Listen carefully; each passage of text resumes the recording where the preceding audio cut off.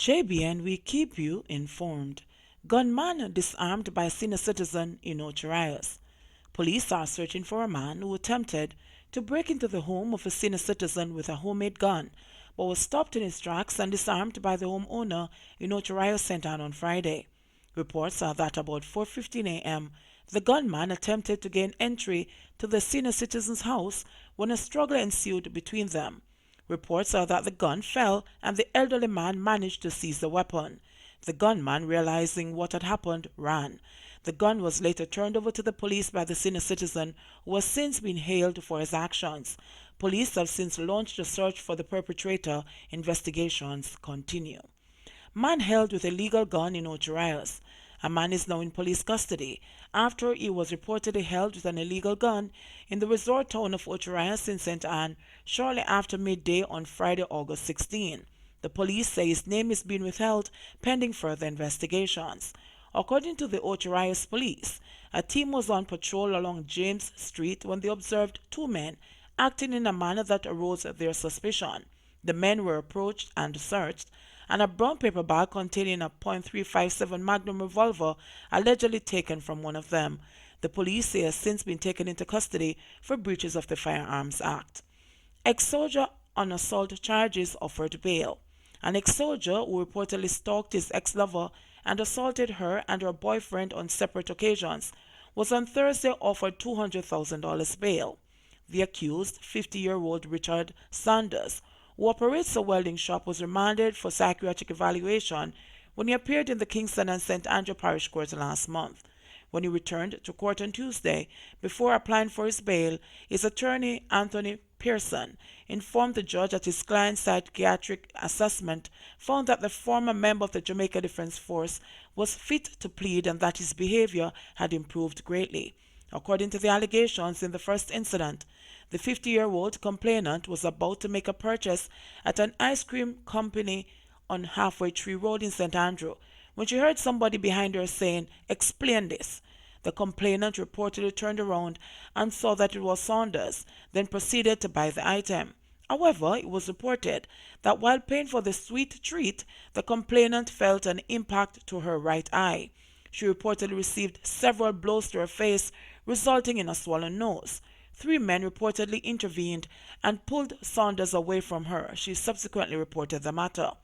In the second incident, which allegedly occurred on June 3, Saunders' ex-lover and her 23-year-old boyfriend went to a fast food establishment at a plaza in St. Andrew. The young man reportedly left his companion in a car and went inside the restaurant. However, while standing in line, someone allegedly held him around his neck from behind and asked, "How long you think you could run for?" The puzzled complainant, on seeing that it was Saunders, responded by asking what he meant, but was allegedly slapped in the face. "Are you mash up my family and make me youth a mad?" Saunders reportedly told the complainant before allegedly hitting him in the face again. The complainant reportedly became fearful as he knew Saunders was a licensed firearm holder. The complainant tried to leave, but was reportedly prevented from doing so. Security guards inside the establishment reportedly held on to Saunders and told the complainant to leave, and he complied. The alleged offender was subsequently arrested and charged with assaulting a woman and assault occasioning bodily harm. But during Saunders' bail application on Thursday, Pearson told the court that his client did not assault the complainants and that aspects of the allegations were not true. Pearson said that contrary to the prosecutor's account that his client was in possession of his firearm on the day of the incident with the male complainant, Saunders had locked the weapon in a safe at home. He also denied reports that security guards had intervened that day, saying instead that a customer intervened and told the 2 men to take their dispute outside. The prosecutor, however, told Parish Judge Maxine Ellis that the police were objecting to bail on the grounds that the complainant's safety would be at risk. The judge then asked Pearson if his client was dealing with his jealousy issues, and he said that his client had resolved those issues and has moved on. Judge Ellis, after warning the accused that she was mindful to put him on house arrest, offered him bail on condition that he reports to the Duane Park police station on Mondays, Wednesdays, and Fridays, and that he stays away from the Mullines Road area, which is where the complainants live. The matter was then set for mention on September 26. Canada issues travel advisory against Jamaica. The Canadian government is warning its citizens to exercise a high degree of caution when traveling in Jamaica due to the high level of violent crime. The update to its travel advisory was issued on Wednesday. Global Affairs Canada issues such warnings when it believes that there are identifiable safety and security concerns or the safety and security situation could change with little notice. It notes that due to a significant increase in violent crimes since the beginning of the year, the Jamaican government has declared a state of emergency for Western parishes until October 28 and in St. Andrew South until October 5. Global Affairs Canada warns citizens that during this period, security forces have been given increased rights to conduct searches, seizures, and detain persons of interest. Canadian tourists in Jamaica are also being warned to be wary of friendly strangers and refrain from excessive drinking, especially at all-inclusive resorts. Global Affairs Canada notes that there have been reports of alleged sexual assaults at tourist resorts carried out by resort staff and in some cases by other tourists. It says women traveling alone are often harassed. The group adds although most hotels and resorts are well guarded, tourists should ensure their hotel room doors and windows are secure. Tourists are being urged to be particularly vigilant if they are staying at a smaller or isolated establishment with less security. Jamaica's Ministry of Tourism recently revealed that an audit of local hotels and attractions has found some in breach of security arrangements. The audit was carried out following reports in the international media regarding sexual harassment and assault of tourists. Sister of man killed by cops 6 years ago wants changes in the JCF.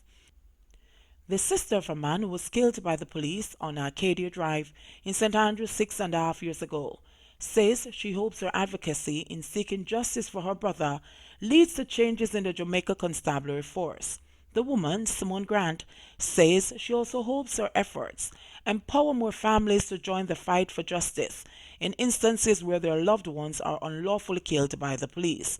Grant's brother, Matthew Lee, is one of 3 men who were killed by the police on Arcadia Drive on January 12, 2013. She says her brother was a selfless young man who was doing volunteer work in the Grantsman community when he was killed by the police. On Wednesday, 6 policemen were charged with murder by the Constabulary's Inspectorate and the Professional Standards Oversight Body, IPROBE. This following a 4-year probe by the Independent Commission of Investigations, INDICOM, and a ruling by the Office of the Director of Public Prosecutions. Grant says her family is relieved that after more than 6 years, the process of getting justice for her brother's killing has commenced. She says her family is now focused on ensuring others don't have to endure the pain they have suffered. Grant says Matthew had a giving soul. She says in honor of her brother, her family has launched the Matthew John Lee Foundation.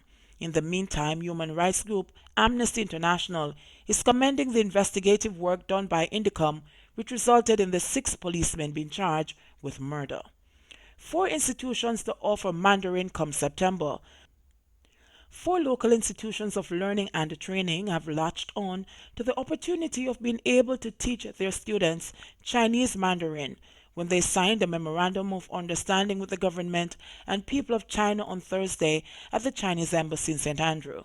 Roughly 10 Chinese educators will fly into Jamaica for the beginning of the new school year in September and head to the Caribbean Maritime University CMU, Northern Caribbean University NCU, the National Police College of Jamaica, and Cornwall College to teach the language. If successful, the program will be continued and expanded, Chinese Ambassador Tian Qi said.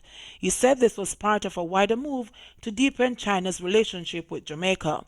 Last year, according to the Chinese customer statistics, the trade volume between the 2 countries reached more than $600 million, which covers more than 12% of total trade volume between China and the whole Caribbean. Chinese investment in Jamaica has reached more than $2 billion, and China will invest more and bring more opportunities for the social and economic development in Jamaica, he said. The ambassador called on Jamaicans to learn Mandarin and capitalize on opportunities in China or elsewhere.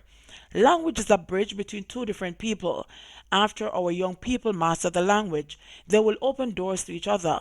It will be easier for them to know the Chinese history, culture, and communicate with Chinese friends, and they can also find jobs in China. They can also attract more Chinese to Jamaica. If successful, we are ready to send more teachers here, the ambassador said. Though the National Police College of Jamaica is no stranger to Mandarin, Assistant Commissioner of Police Ronald Anderson, who heads the institution, said the Chinese are everywhere in Jamaica and enhancing the police's access to the language will help them understand and communicate with Chinese nationals better. In 2015, the Chinese language program was introduced to the Jamaica Constabulary Force JCF. This today enhances greatly the JCF when we are interacting with members of the Chinese community. We train all our officers who manage our borders, to include our support groups like Customs and the Passport, Immigration and Citizenship Agency, to ensure we have somebody who can communicate with a Chinese national, said Anderson. In Mandeville-based NCU, more than 500 students will start their journey to become fluent in Mandarin in 2 weeks, said NCU President Lincoln Edwards. This is historic for us. We are delighted to know that our students will now have the opportunity to learn Chinese Mandarin and be able to communicate effectively with the largest people groups in the world. Over 500 of our students have signed up already, he said. NCU Empowerment and Training Director Michael Harvey explained that there is need to tear down silos that exist between our people. There is not one single community that you go to and not find Chinese who have become a part of us. JBN, we keep you informed. Please remember to like, subscribe, share, leave us a comment and click the notification bell to receive our daily news items.